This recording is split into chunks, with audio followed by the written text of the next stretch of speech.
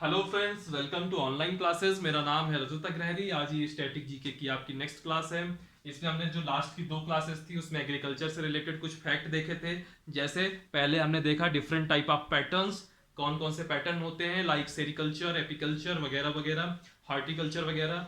फिर इसके बाद हम लोगों ने देखा revolution, white revolution, blue revolution, green revolution, silver revolution, golden revolution वगैरह वगैरह।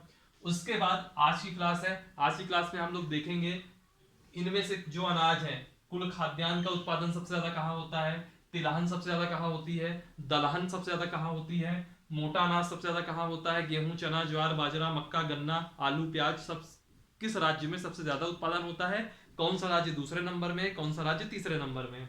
मैं यहाँ सब में टॉप 3 बताऊंगा। आप टॉप 3 याद कर लीजिए, बहुत अच्छी बात है।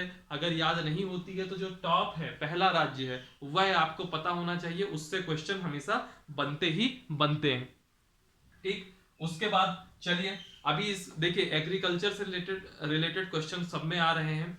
एग्रीकल्चर से रिलेटेड 4 टाइप के होते हैं क्वेश्चन। पहला होता है आपका कि कृषि पैटर्न पे आ जाएगा, जो कि हमने इसके 2 क्लास पहले देखा था। फिर इसके बाद आता है रिवोल्यूशन वाला, जो कि इसके ठीक 1 नंबर पहले की क्लास थी। और जो ये एक आज है कि किसका सबसे ज्यादा उत्पादन कहाँ होता है। और एक आता है अनुसंधान संस्थान से संबंधित, कि दलहन अनुसंधान संस्थान कहाँ है, तिलहन अनुसंधान संस्थान कहाँ है, उसकी स्थापना कब हुई थी। वो हम लोग इसके बाद नेक्स्ट वीडियो में देख लेंगे। चलिए, आज की क्लास हम लोग चालू करते हैं। सबसे पहले हम बात करते हैं कुल खाद्यान्न की। कुल खाद्यान्न का उत्पादन कहाँ हुआ है सबसे ज्यादा।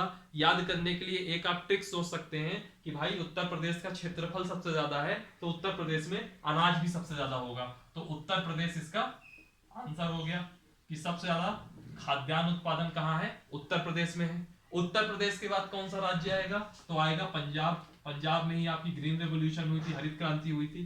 पंजाब के बाद कौन सा राज्य आएगा, तो आएगा आंध्र प्रदेश। ठीक। उत्तर प्रदेश, फिर पंजाब, फिर आंध्र प्रदेश। फिर हम बात करते हैं तिलहन और दलहन की। तिलहन और दलहन दोनों के लिए तिलहन का भी उत्पादन सबसे ज्यादा और दलहन का भी उत्पादन सबसे ज्यादा कहां होता है, मध्य प्रदेश में। इनको याद रख लीजिएगा, तिलहन भी सबसे ज्यादा वहां होगी मध्य प्रदेश में, और दलहन भी सबसे ज्यादा मध्य प्रदेश में होगी। अब सवाल उठता है, अगर तिलहन सबसे ज्यादा मध्य प्रदेश में है तो मध्य प्रदेश के बाद किस राज्य का नंबर आएगा, तो तिलहन में मध्य प्रदेश के बाद आएगा महाराष्ट्र का, और महाराष्ट्र के बाद आएगा गुजरात का। तिलहन है ना, मध्य प्रदेश के बाद आएगा महाराष्ट्र का, और महाराष्ट्र के बाद आएगा गुजरात का। सिमिलरली दलहन की बात करूं तो दलहन कहां आएगा, तो दलहन सबसे ज्यादा एमपी में हो गया। एमपी के बाद आएगा महाराष्ट्र, और महाराष्ट्र के बाद आएगा आंध्र प्रदेश।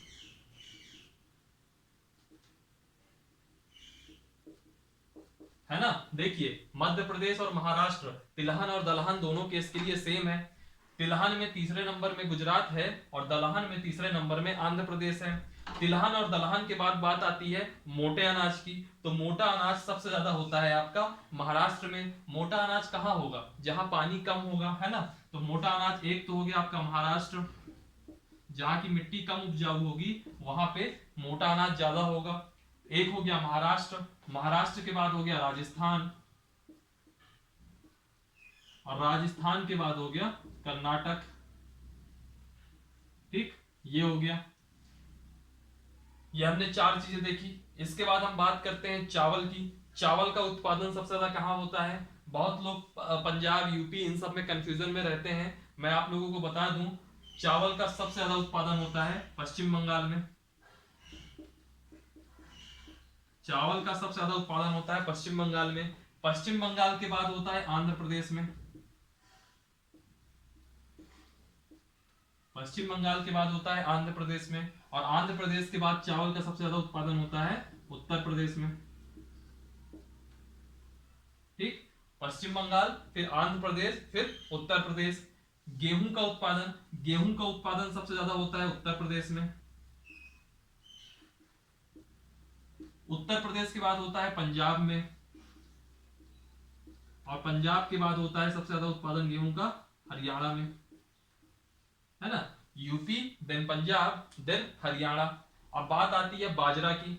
बाजरा का उत्पादन मोटा अनाज है, तो बाजरा का उत्पादन सबसे ज्यादा कहां होता है, राजस्थान में। है ना। राजस्थान में। राजस्थान के बाद कहां होता है? उत्तर प्रदेश में। और उत्तर प्रदेश के बाद कहां होता है? गुजरात में। राजस्थान, देन उत्तर प्रदेश और देन गुजरात। फिर आती है बात मक्का की। मक्का सबसे ज्यादा कहां होता है? तो याद रखिएगा, मक्का अक्सर पूछ लिया जाता है कि मक्का का उत्पादन किस राज्य में सर्वाधिक है। तो मक्का का उत्पादन आंध्र प्रदेश में सर्वाधिक है। ये बहुत इंपॉर्टेंट क्वेश्चन है, अक्सर आप लोग एग्जाम में देखिएगा, मक्के के ऊपर जरूर आ जाता है। आंध्र प्रदेश। आंध्र प्रदेश के बाद आता है कर्नाटक, और कर्नाटक के बाद आता है राजस्थान।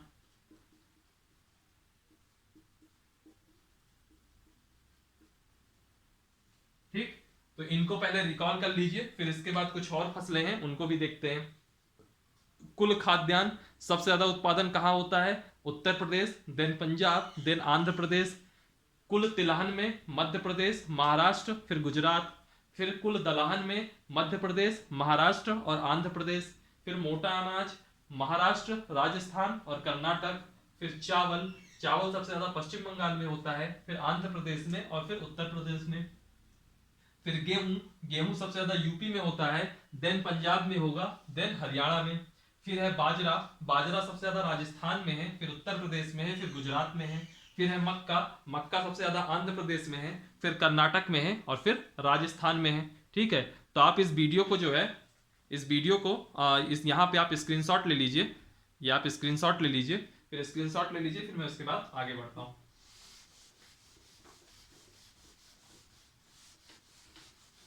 हम लोगों ने मक्का तक देख लिया था। मक्का के बाद मैं कुछ फसलों का नाम लिखता हूं, जैसे चना है, चना के बाद अरहर है, अरहर के बाद मसूर है, मसूर के बाद मूंगफली है,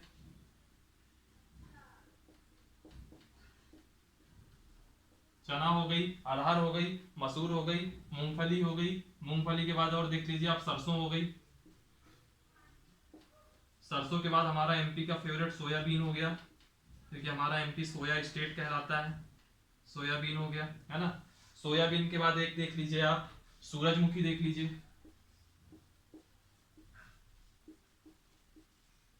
ठीक, पहले इतना देखते हैं। सबसे पहले बात करते हैं चना की। तो चना सबसे ज्यादा कहां होगा? चना सबसे ज्यादा होगा आपका मध्य प्रदेश में।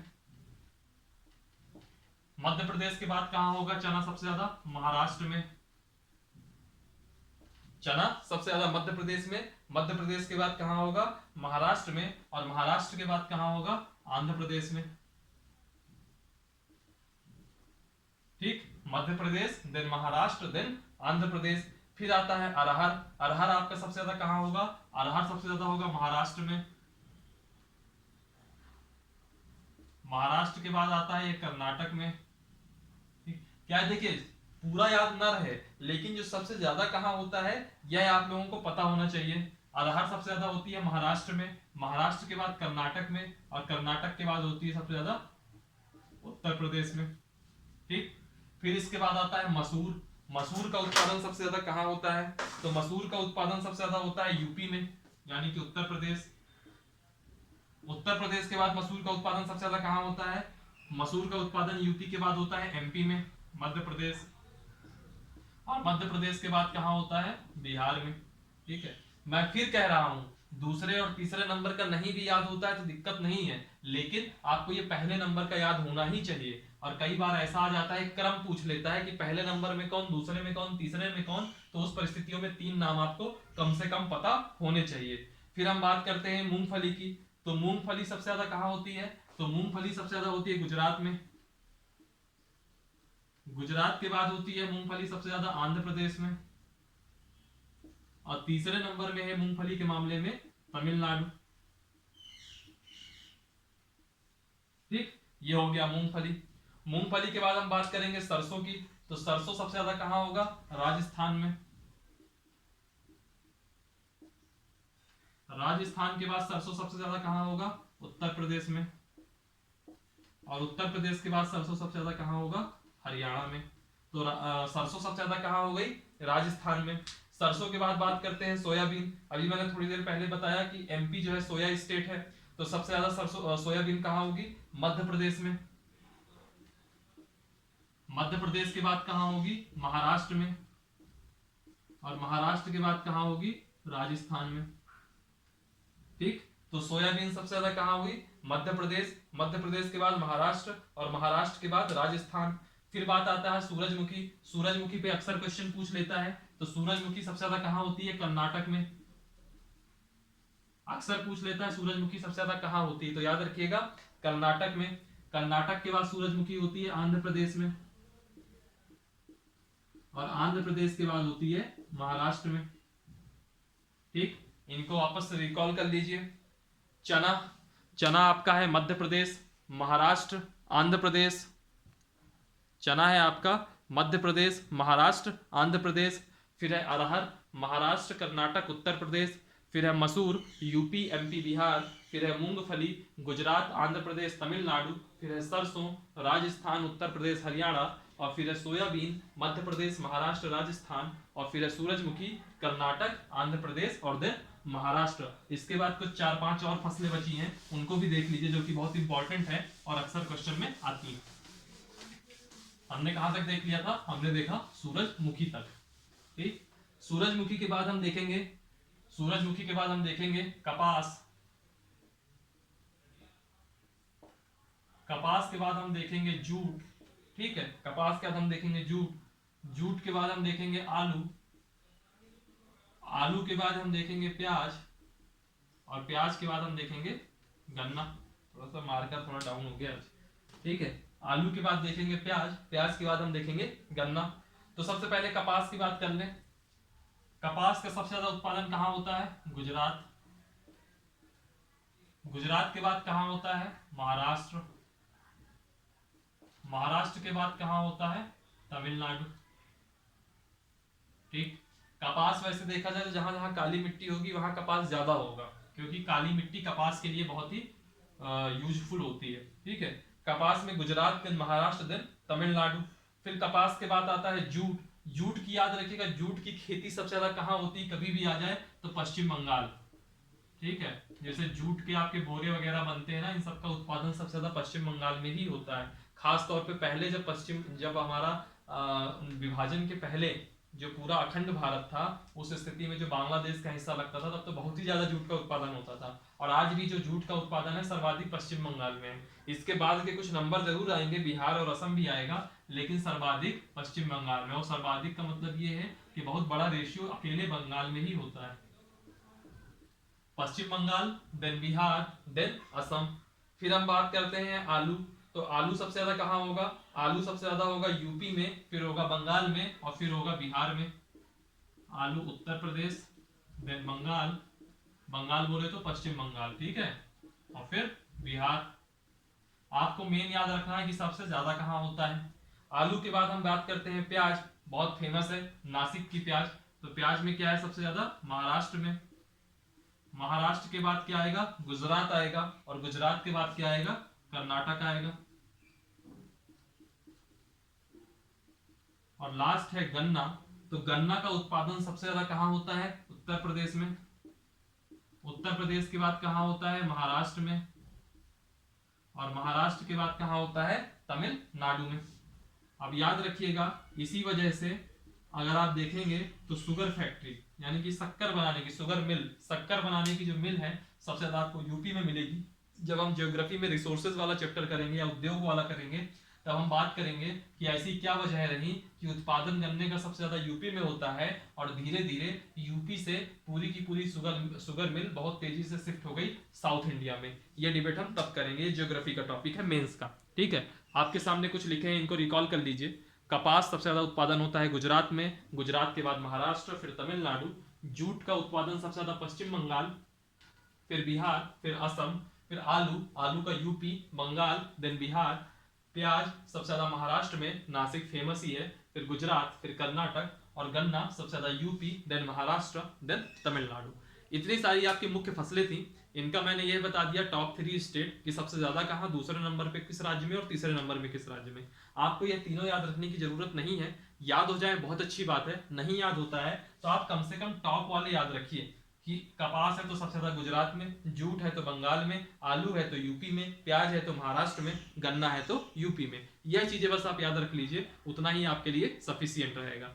चलिए फिर आज की क्लास के लिए इतना ही। कृषि कृषि से रिलेटेड, एग्रीकल्चर से रिलेटेड एक और जो है वीडियो मैं नेक्स्ट क्लास में लाऊंगा स्टैटिक जीके का, कि कौन सी फसल का अनुसंधान संस्थान किस जगह स्थित है और किस सन में उसकी स्थापना हुई थी। फिर इसके बाहर आपको कृषि में जल्दी स्टैटिक जीके का कोई पार्ट नहीं आएगा। बाकी हाँ, फिर हम डिटेल में जो ग्रीन रेवोल्यूशन क्या है, ग्रीन रेवोल्यूशन में किस तरह काम हुआ, सेकेंड ग्रीन रेवोल्यूशन कैसे है, कैसे काम कर रही है, क्या भी है, ये सब चीजें फिर हम बाद में एग्रीकल्चर के टॉपिक में देखेंगे, या तो इकोनॉमिक्स में देखेंगे या तो जियोग्राफी में देखेंगे। ठीक है, चलिए फिर आज की क्लास के लिए इतना ही रखते हैं।